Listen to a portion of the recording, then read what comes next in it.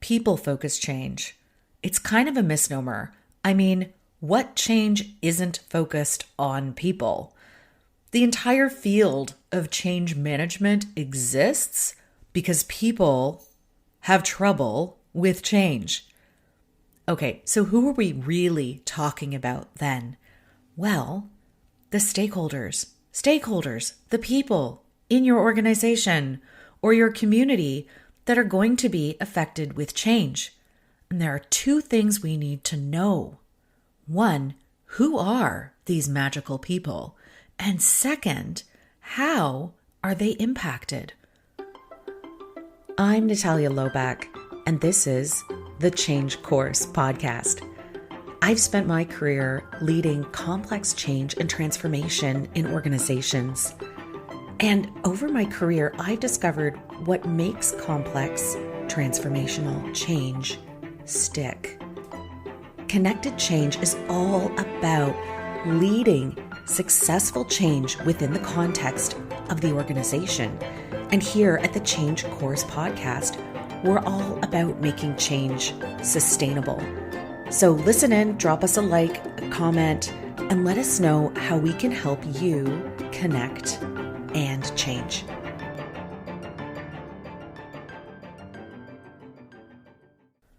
All about stakeholders. Oh my goodness.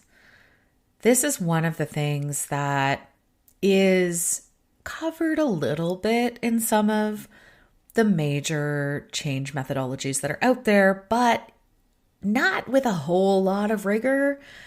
And really understanding the people who are involved and impacted by the change you're seeking to make is really, really central to the success of your change at the end of the day. So, who are stakeholders and, how do we find them? Who are these magical people that we need to be involving?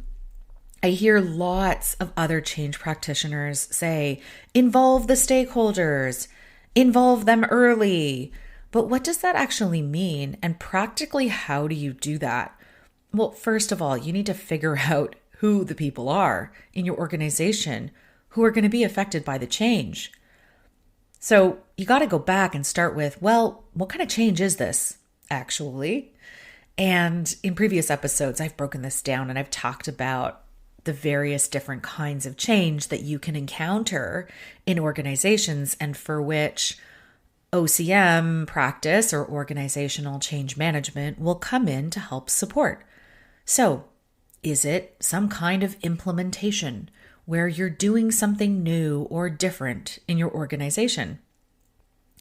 Two different kinds of this. You got technology implementation, so digital transformation. You're going to hear it talked about in a couple different ways. You might have changes in process, in policy. You might be adding something new to your organization, a new program, a new way of doing things, starting fresh, trying something new, building a new function or a new way of operating. Then you've also got your organizational transitions. So things like mergers, acquisitions, or reorganization, which could be just taking all of the roles in the organization and moving them around because you're wanting to reorient your organization to a new strategy. Or maybe you are downsizing. Restructuring can also be sometimes used to talk about downsizing, where you're identifying a 20% cut to personnel in your organization. And you've also got to identify how the work is going to look different once that 20% is gone. So those are the various types of changes, and at a very high level. Because when you get into the details, that's when things start to look very different. And you see the complexity of all the various changes that are happening. So the first step is to identify what that change is. What kind of change is it? And then you need to start thinking about, well, who's going to be most affected by this change? I've done a bunch of different ones. And so I'll give you two examples. I did a restructuring at a large infrastructure services organization. And really, when we looked at who was going to be impacted by the change, the answer was everyone. The entire organization was going to be affected. There was not one person in that organization who was going to walk in on day one and have the exact same role, same team, same mandate, same function that they had the previous day. Everything was changing. The organization was restructuring because they were taking what they had done up until that point. They were really a startup. They started acquiring other functions, other organizations. They grew and they grew and they grew. But each of these components of the organization that had been added was very disconnected. And what they needed to do was start to explore different ways or different areas where they could start gaining new customers, selling their services, using technology to enhance what they were bringing to the marketplace. And so this sort of hard scrabble organization that had innovated and grown and done amazing things, because of the incredible resilience and creativity of the people that worked there, needed to reorganize into a product management organization in order to really move into the next phase of organizational development. And the visionary leader that I worked with there understood this need. But what was going to happen was that everyone in the organization was going to be in a different seat. And so when we looked at the stakeholders, you could say, okay, everyone's going to be impacted and stop there. But no, you can't. You've got to get into some more detail. There were people in the organization who were going to be moving into positions of leadership or management that hadn't previously been there before. And so these individuals were uniquely affected. And so we identified a group that we called new leaders or new managers. They were uniquely affected by this change. They had gained something in this change, but also perhaps didn't have the support that they needed to really excel in their new roles.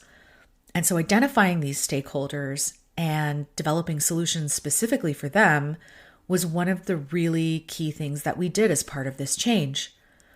There were individuals in the organization who perhaps were in a management role and either stayed in that role or lost some scope. Maybe their team wasn't as big. Maybe the mandate that they were now managing was smaller. And there are many reasons for that. And I won't get into sort of the HR logistics of when that happens and what that looks like, because there is an impact as well, organizationally and within legislative and legal frameworks, depending on where you are, when something like that happens. Like when you change someone's role and it's less than what they had before, there's a specific pathway that you would work through with HR to identify and work with those stakeholders in a specific way. So ensuring that our HR leadership was partnered on that was key, but then also thinking about what the impact to those individuals was. You would see there was a change in the power structure. There was a change in influence and status in the organization, depending on how big the team was and where people sat. So this would have been a negative impact for those individuals. Then we also had team members who were moving. They were moving to new teams. Maybe they didn't have people that they worked with before or knew. That was another group that we identified. We had people who lost their close friends in the organization and their close colleagues because some of those positions were no longer required. And so people were leaving the organization. We did also consider those leaving the organization as important stakeholders and how that was managed. Again, there is, and there should be in organizations, a pathway to manage organizational exit. And that, again, you're going to want to partner with your HR lead to do that and to build that appropriately. But there's always impact to the people who are left behind. Then we looked at how some of the key functions were reorganizing.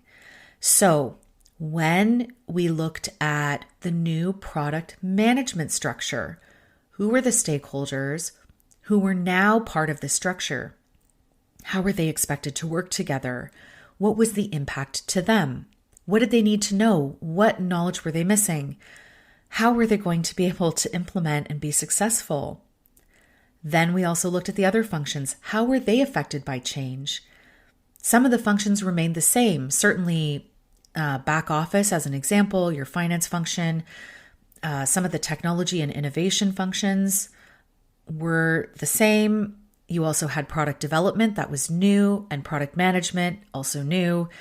And that's how we started to look at and identify these various stakeholders. Now, when we started to say, okay, can some of these groups overlap and interact? Absolutely, yes. So when we look at stakeholder assessment or stakeholder identification in connected change, we are looking at a couple different slices. So we're looking at the processes that are affected, the functions that are affected, and then we're also looking at the individual person or the individual that may have a particular circumstance happening to them. Like I mentioned, position changes, team changes, leadership changes, right? I'm stepping into a new role. My role has drastically changed from what I was doing before. Those are different kinds of impacts. And so we identified specific people who belong to those groups, but they may also have belonged to another group at the same time. So when you're looking at change impact, it's not necessarily about identifying one stakeholder group and saying this is the only way they're going to be impacted. There can be this idea of a matrix or this idea of complexity that comes with it. You may have a stakeholder that falls into, or a person that falls into, several different stakeholder groups or categories, right? They may be affected in a couple different ways. This starts to help you paint a picture of what the overall change impact to the organization is. So as you're going through and you're doing that stakeholder identification, the next level that you want to go through is the impact analysis. How are people being impacted by the change? And is that impact really big? Is it sort of medium? It's manageable, right? Or is it really small, negligible? It's kind of like, I know it's happening. Okay, I'm going to do it. Fine. All good. Move on.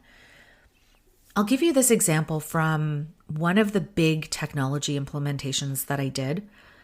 So one of the first things that we introduced was this idea of profile management in the organization. So individuals in the organization would previously have called a human resources professional in order to change their address, for example. They would have filled out and sent in a form to change their address when they moved. And this would have been applicable to everyone in the organization. All 6,000 employees would use this process when they had a change in the personal details that were relevant to their employment. With the new technology implementation, we were introducing this idea of self-management of the profile. Granted, there's still an approval process that happens, but what you're doing is more like what you do every day in online banking or on your Facebook profile or in your LinkedIn profile or in the various areas where we're asked to input some form of personal information for profile management. Online shopping is a great example of that, right? We go in, we enter our name, our address, we check, maybe we've moved. So we go in and we make sure that address is correct.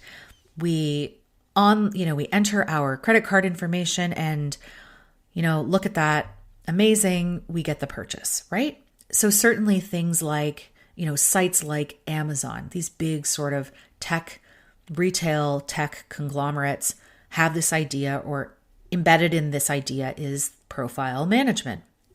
When we introduced this in the organization, every single stakeholder in the organization was affected.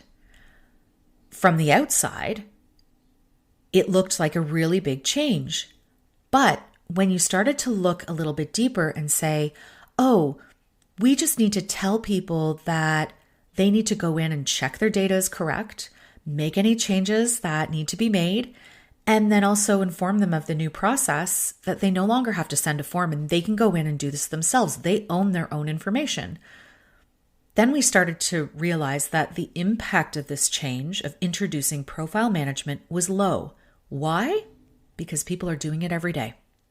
We're just introducing a new context where they're going to be asked to do it as well in the workplace. So the impact of the change is very small, even though the impact to, the number of stakeholders who are impacted is very high. Now we take it from the flip side and we say, well, this profile management process now also has a whole bunch of other stuff and a whole bunch of stakeholders who are impacted on the other side. So when a new request is made to change information, is there an approval process? Yes, there is.